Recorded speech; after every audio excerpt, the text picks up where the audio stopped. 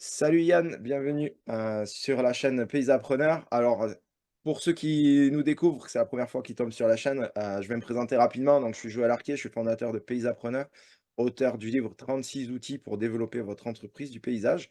Et sur la chaîne Paysapreneur, j'ai plaisir d'accueillir des entrepreneurs inspirants qui ont développé des solutions pour les entrepreneurs du paysage que vous êtes, qui ont également une expertise à nous apporter. Et aujourd'hui, j'ai le plaisir de recevoir Yann Barberon de Clake.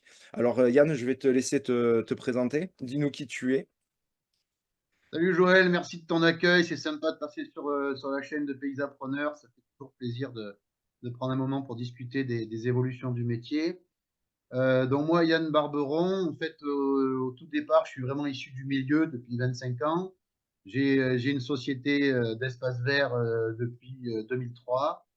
Et au gré du vent je dirais des évolutions du métier, je suis arrivé à monter une autre entreprise qui s'appelle Clake et qui est une solution numérique pour répondre aux problématiques spécifiques du décret qui contraint beaucoup de choses sur les chantiers d'élagage. Alors, est-ce que tu pourrais nous parler justement de ce décret? Qu'est-ce que c'est ce décret? De quand il date? En quoi il consiste, s'il te plaît? Alors le décret, bon déjà aujourd'hui il y a eu peu de communication de la part des pouvoirs publics. Enfin en tout cas c'est assez disparate en fonction des régions. Donc s'il y a des gens qui nous écoutent et qui en ont jamais entendu parler, c'est pas anormal. Il y en a qui ont eu des mails, il y en a qui n'ont rien eu. Donc le décret en fait il est sorti le 24 décembre 2021. Ça s'appelle le décret 2021-1833-1833. Et en fait ce nouveau décret il vient régir l'organisation générale des chantiers d'élagage.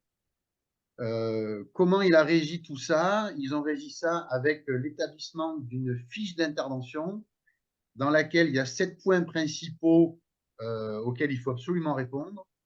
Et quand on prend le temps d'analyser tout ça, on s'aperçoit que c'est relativement complexe si on veut faire les choses bien. Et pourquoi c'est intéressant de les faire bien? Parce que ce coup-ci, ils nous ont sorti une loi qui implique beaucoup de choses en termes de responsabilité pour les dirigeants. Si on se manque ou qu'on n'exécute pas correctement les choses, on a un réel impact juridique derrière, mais on en parlera peut-être plus tard. Voilà Ok. en quelques mots le décret. Ok. Et du coup, ce décret, il concerne toutes les entreprises dès lors qu'elles interviennent sur un chantier d'élagage. Exactement, Ok. ça concerne toutes les entreprises, alors du simple indépendant qui travaille que chez du particulier ou qui travaille également je dirais, en sous-traitance, Mhm. à l'entreprise qui a plusieurs salariés et qui fait un mix chantier de particulier ou alors chantier communaux, appel d'offres, etc. Mais ça concerne aussi également les communes qui ont du personnel qui peut effectuer des travaux d'élagage au sens large, puisque même s'ils débitent un arbre au sol, c'est considéré aujourd'hui comme du travail d'élagage. S'ils font des mûriers platanes, ça peut aussi l'être. Enfin, voilà, Ok. on y tombe Donc, rapidement dedans. à la base, ce décret, concrètement, il sert à quoi? En fait, ce décret, en fait, il est apparu parce que il y a eu un constat de fait par les pouvoirs publics type MSA et ministère de l'Agriculture, dans le sens où dans le métier de l'élagage pur, dans le métier de l'arboriste grimpeur, il y avait trop d'accidents.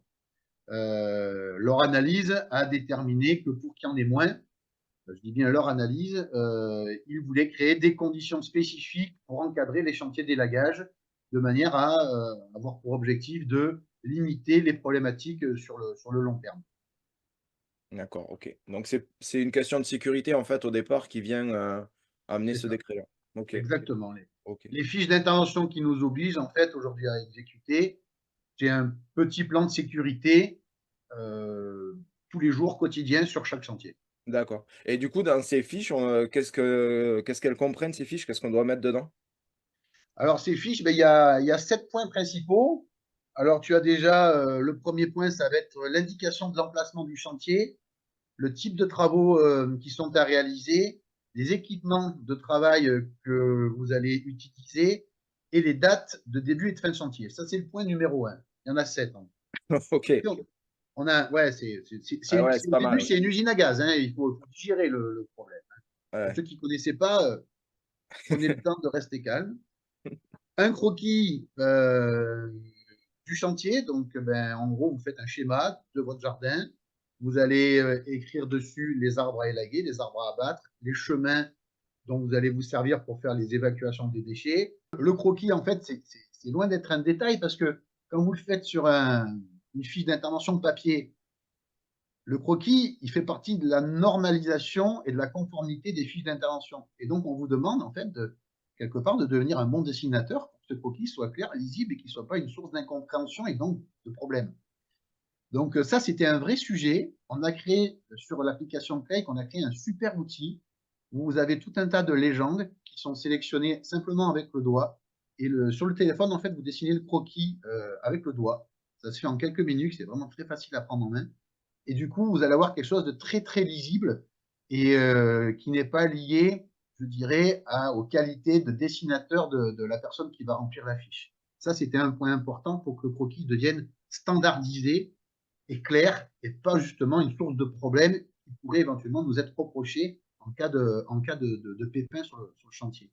Et associé à ce croquis, on a aussi mis une case photo. Et cette case photo, en fait, elle a pour fonction de venir prendre en photo tous les éléments qui sont identifiés sur la fiche d'intervention, mais qui doivent être mis physiquement en place sur le chantier. C'est-à-dire les périmètres extérieurs qui doivent être balisés physiquement sur le chantier, les zones de chute, c'est en gros avec des plots ou de la rubalise, signaler à partir de quel endroit je rentre dans un endroit dangereux si un élagueur coupe une branche ou du bois, et les zones de broyage. Et tout ça, en fait, euh, ça peut bouger sur un chantier. Donc nous, en fait, l'idée, c'est que vous prenez des photos démarrage de votre chantier et vous figez la conformité du chantier démarrage pour que si jamais, quand vous avez tiré des branches, il y a un plot qui a bougé, eh ben, on ne peut pas vous faire un reproche en vous disant, monsieur, vous n'avez pas fait les choses correctement. Non, au départ, on peut le prouver. Et ces photos-là, elles sont enregistrées dans la fiche numérique, dans la partie espace entreprise. Et dans la partie espace entreprise, du coup, j'y viens aussi, je fais un petit pont. Vous pouvez très facilement gérer les archives. Vous pouvez aussi consulter de n'importe quel support, un ordinateur ou un téléphone portable, les fiches d'intervention, contrôler si les équipes ont bien fait les fiches d'intervention, s'ils ont bien compris le message que le patron a partagé avec ses équipes, pour qu'il n'y ait pas d'erreur, puisque c'est un sujet récent, il y a peut-être des gens qui vont avoir tout de suite pas bien compris les choses. Et derrière, on a mis aussi un portail qui permet au patron de relativement facilement gérer les employés qui entrent, qui sortent de l'entreprise, mais pour lesquels il a obligation de donner toujours à disposition ces fameuses fiches d'intervention. Nous, notre solution, c'est qu'en fait, tous les employés qui sont sur un chantier, ils ont toujours à disposition leur fiche d'intervention dans un téléphone portable personnel, dans un téléphone portable d'entreprise, sur un site internet ou par texto, tout simplement. Donc, on a vraiment couvert l'entièreté des problèmes juridiques qui se posaient sur le sujet. Voilà un petit peu pour l'aparté sur le croquis, parce que c'était vraiment un point important de clarifier ce sujet-là, parce que ben, c'est vraiment, je dirais, une solution avec les photos qui vont venir soulager le chef d'entreprise qui n'est pas forcément présent sur tous les chantiers et qui va avoir la possibilité de contrôler à distance de son bureau, s'il a 3, 4, 5, 10 équipes, que les chefs d'équipe ont bien exécuté les consignes, bien mis en place sur le chantier les zones de chute, les zones de broyage, etc., sans pour autant confier, je dirais, la conformité du chantier et la vitalité, la pérennité de l'entreprise dans les mains d'un employé qui aurait peut-être pas bien compris ou qui n'aurait pas envie de le faire parce que ça l'ennuie. Et là, il a le contrôle. Il n'est pas obligé d'aller sur tous les chantiers. Il maîtrise à 100% sa conformité. Après, il y a les risques spécifiques qu'on va identifier sur chaque chantier. Donc, les risques changent sur tous les chantiers. Mm. Les mesures de sécurité spécifiques qui vont aller en face des risques identifiés. Là, c'est encore un point très important. Ensuite, derrière, il y a toutes les procédures qui sont à suivre en cas d'accident. Et ça, ben, pareil, il peut y avoir des choses qui peuvent changer en fonction de la situation ou du type de chantier. Vous n'avez pas les mêmes procédures si vous travaillez au bord d'une voie SNCF ou si vous êtes chez Madame Dupont qui a un petit arbre à tailler. L'organisation des secours, voilà, pareil, d'avoir quelque chose d'assez carré dessus. Les consignes à tenir en cas de problème d'intempéries. Donc, en gros, aujourd'hui, quand il y a des Mmh. grosses tempêtes, l'élagage est interdit. Je Mmh. serais curieux de savoir comment ça va se passer quand il n'y aura plus d'électricité. Et ensuite, à la fin, ben, cette fiche, elle doit être datée, elle doit être signée, elle doit être présente sur le chantier, visible par tous les opérateurs qui participent au chantier, aussi Mmh. bien en l'air qu'au sol, et elle doit être conservée 2 ans. Voilà la base.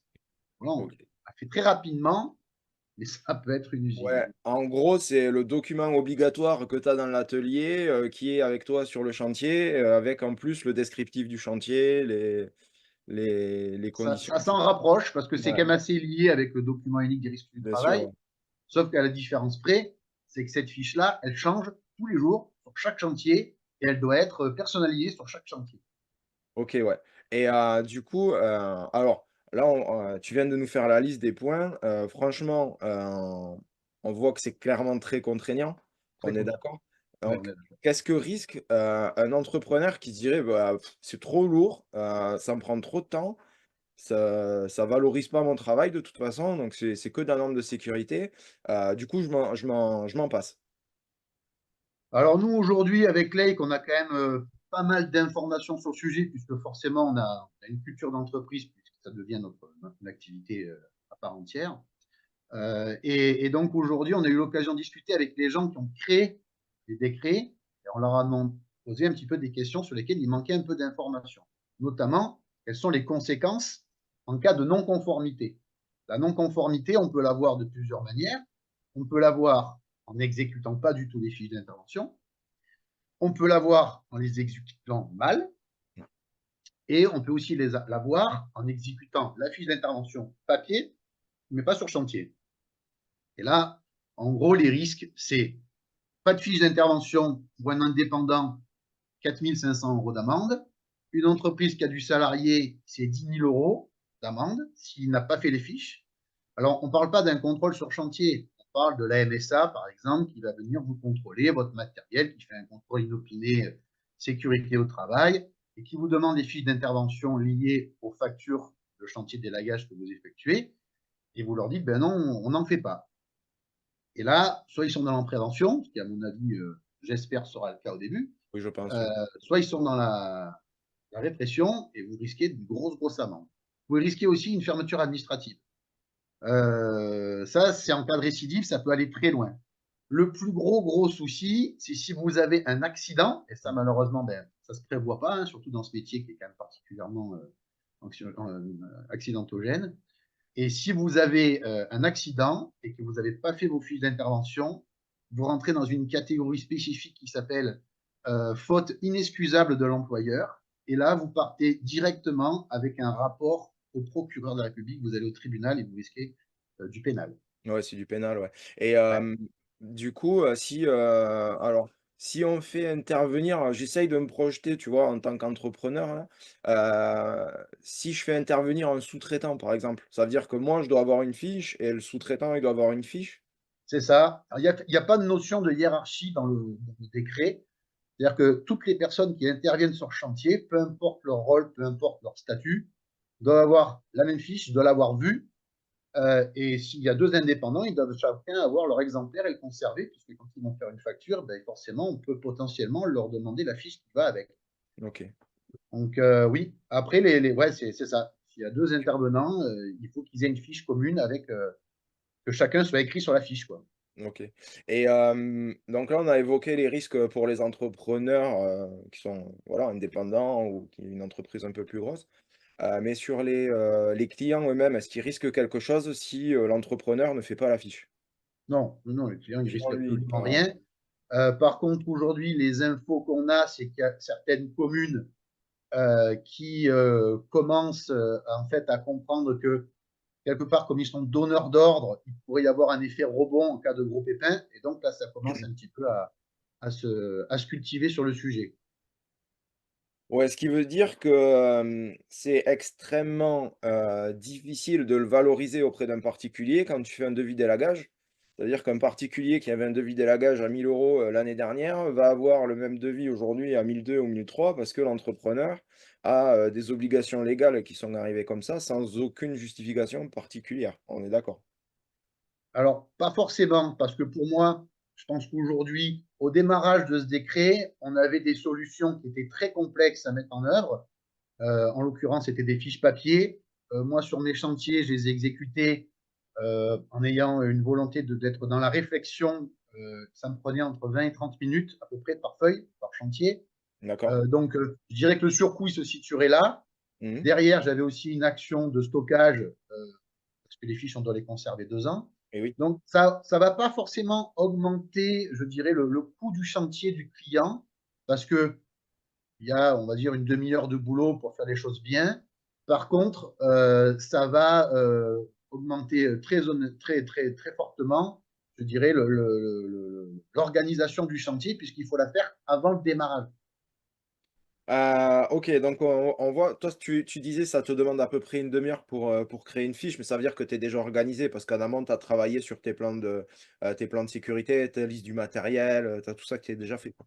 C'est ça. Ouais. Mais tu vois, nous, par expérience, parce que pourquoi on est arrivé à créer Clake, c'est parce qu'en fait, moi, le matin, quand je faisais mes fiches d'intervention, j'avais mal au crâne. Et en fait, tous les jours, je me suis rendu compte que même en y mettant de la bonne volonté, j'oubliais beaucoup de points de sécurité, j'oubliais beaucoup de mesures de prévention, parce que on ne peut pas penser à tout en un instant, ce n'était pas possible.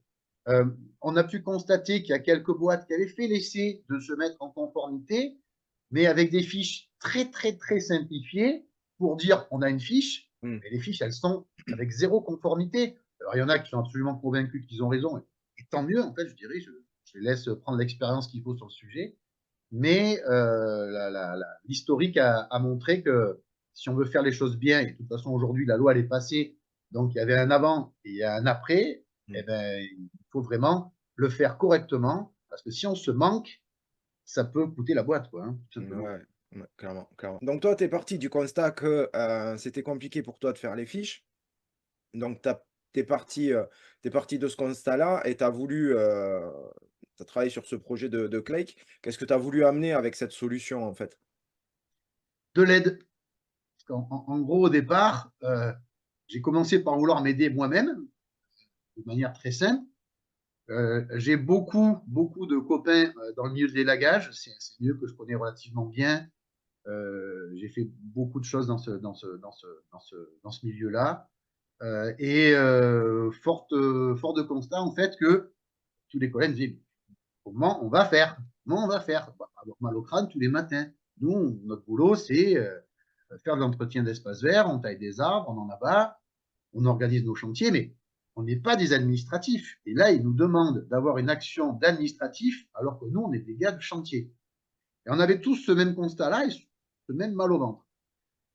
Il ne se passait rien, il y avait rien de concret, il n'y avait pas d'aide. Beaucoup avaient pensé à une solution numérique, mais il y a eu des trucs un petit peu flottants qui apportaient au final aucune aide, qui avaient été proposés, qui n'ont pas duré longtemps. Puis à un moment donné, bon, ça c'est mon caractère, c'est ma manière d'être. Je dis, bon, moi je ne vais pas passer ma vie sur ça, je vais prendre le problème et je vais le régler. Et pour le régler, ben, je me suis entouré d'un développeur informatique et d'un ingénieur. Et ben, on a bossé ensemble pendant 1 an et demi sur le décret. On s'est fait accompagner par un avocat spécialisé, etc., pour faire les choses en conformité. Et après de très nombreuses, je dirais, péripéties, on est arrivé à sortir une fiche d'intervention numérique qui est adaptée à toutes les sociétés, qui règle le problème, qui se remplit en 3 minutes et qui ne présente quasiment aucune contrainte administrative parce que quasiment tout a été automatisé en majorité. C'est vraiment D'accord, OK. simple. Donc ça veut dire qu'on passe de, 30 minutes de prépa à 3 minutes, quoi? Ouais, En c'est à peu gros, c'est près ça. ça. Moi, OK, mes fiches, je les fais 3-4 minutes. Voilà. OK. C'est vraiment, quand, il faut un petit temps d'adaptation, je dirais, comme toute application ou tout logiciel. Oui. Mais en général, toutes les boîtes avec qui on a fait nos tests, c'est vraiment rapide. Il y a une prise en main qui est très fluide. Et ta solution, elle est sortie quand? La solution, elle est sortie fin d'année 2023. On a booké différents points techniques sur les premiers, je dirais, utilisateurs. Et là, sur 2024, là, on a vraiment décollé. Donc là, on a les utilisateurs qui ont trouvé la solution qu'ils cherchaient dans le service qu'on a proposé.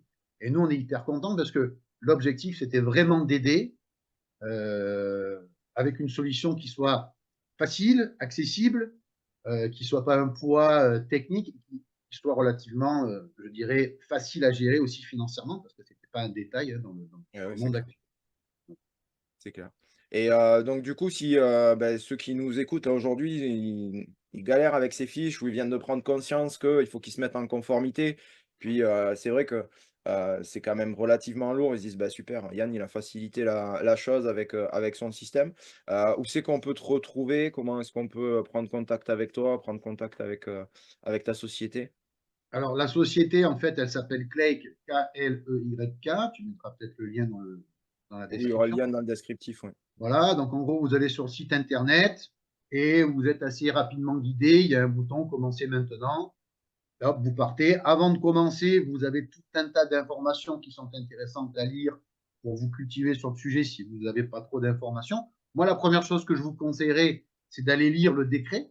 Vous le retrouverez dans les descriptifs sur le site internet. Il fait 4 pages, ça va prendre 20 minutes. Mais honnêtement, vous n'aurez pas perdu votre temps, vous aurez compris la problématique du sujet. Et à partir de là, ben, vous allez trouver des solutions qui sont adaptées à tout type d'entreprise. Ça va de l'indépendant à la très grosse boîte. Nous, on a déjà une clientèle très variée, des entreprises, des indépendants tout seuls, ou alors des entreprises avec de nombreuses équipes qui nous ont déjà fait confiance et on les remercie d'ailleurs au passage. Et tout ça va avancer parce que derrière, en fait, l'objectif, c'est vraiment d'aider. On va avoir aussi tout un tas d'informations, je dirais, pour la profession sur les choses qui vont évoluer dans le temps. Il y a d'autres solutions qu'on va proposer plus tard et il y aura aussi des je dirais, des rencontres terrain, des rencontres techniques qui vont être organisées avec des personnes qui sont références dans le métier de l'élagage et qui pourront apporter différentes, je dirais, expériences et solutions sur d'autres sujets annexes un petit peu en marge de la fiche d'intervention, mais qui concernent encore la sécurité au travail. Bah, parfait, merci beaucoup, Yann, en tout cas pour, ton intervention, la venue sur la chaîne Paysapreneur. Est-ce que, tu souhaiterais rajouter quelque chose? Donc, dans un souci d'échange, tous les auditeurs qui ont écouté le podcast ce matin, ils peuvent tout simplement ben, faire un petit commentaire sur ta chaîne, sur tes réseaux, et puis faire un message privé sur Clayk en mettant le nom de leur société, et on leur fera parvenir un code promotion spécifique Joël Arquier, Paysapreneur. Bah, parfait, merci beaucoup. Merci pour eux, en tout cas. Et c'est pour ça que tu es là aujourd'hui, c'est parce que déjà on partage des valeurs communes, dans l'accompagnement des entrepreneurs et puis, en tout cas, c'est toujours un plaisir de discuter avec toi. Je sais que tu es quelqu'un qui est passionné par ce que tu fais, donc c'est vraiment super. Hem, c'est toujours compliqué, de s'adapter à de nouvelles lois, à des nouveaux décrets et quand on peut avoir, de la facilité pour ça, ben, autant l'apprendre. À vous qui êtes entrepreneur et que vous vous dites: «Ouais, non, je vais m'en passer et tout», bah, non, en fait, quand il y a de la sécurité, quand il y a des normes, beh et malheureusement, il faut s'adapter. Faut adapter son entreprise à ça et puis c'est l'évolution du marché, c'est l'évolution de la société aussi et on est bien content aujourd'hui d'avoir, certaines EPI qui semblaient, une grosse contrainte pour nos ancêtres et qui aujourd'hui on s'en passerait pas, quoi. Ouais, ouais, tout à Merci. fait. Et dernier point que je voulais rajouter parce que je l'oublie dans la conversation, c'est que toutes les personnes qui ont envie de tester le produit, en fait, ils ont déjà 30 jours d'essai gratuit. Donc ça, c'est intéressant. Ça permet vraiment d'aller voir un petit peu comment ça se présente. Et ils trouveront quelque chose qui se fait vraiment simplement. Ils l'auront sur le téléphone. Ils peuvent l'avoir pour leurs équipes. Et s'il y a besoin, bien évidemment, il y a un contact spécifique qui peut se faire sur le site pour avoir des réponses techniques. S'il y a besoin, on est à l'écoute des boîtes d'élagage. Beh, parfait. Merci beaucoup Yann, merci beaucoup Merci pour ta Joël, je te remercie de participation ton à temps et cette puis à bientôt. À bientôt, ciao.